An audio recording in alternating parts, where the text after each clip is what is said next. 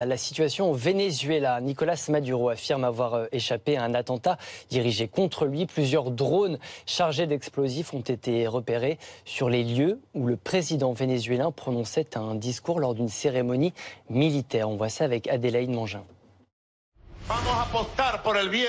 Nicolas Maduro en pleine allocution présidentielle, quand soudain, il lève les yeux vers le ciel inquiet.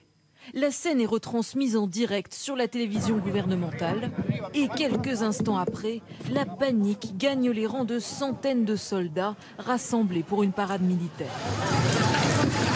Selon les autorités vénézuéliennes, il s'agirait d'un attentat commis avec des drones chargés d'explosifs. Nicolas Maduro accuse son homologue colombien. Et je soupçonne la droite et l'ultra-droite vénézuélienne en alliance avec l'ultra-droite colombienne. Et je n'ai aucun doute que le nom de Juan Manuel Santos soit derrière cette attaque.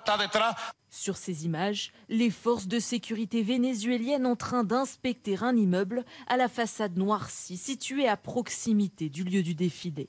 7 militaires de la garde nationale bolivarienne ont été blessés. Ils ont été hospitalisés à la suite de l'attaque. Le ministre de la Communication vénézuélienne a affirmé que le président était indemne et a détaillé les circonstances de l'attentat. Plusieurs objets volants contenant une charge explosive ont explosé à proximité de la plateforme présidentielle et dans certaines zones du défilé.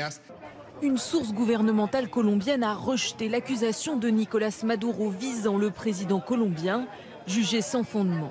Dans un communiqué diffusé sur les réseaux sociaux, un mystérieux groupe rebelle, composé de civils et de militaires, a revendiqué l'attaque.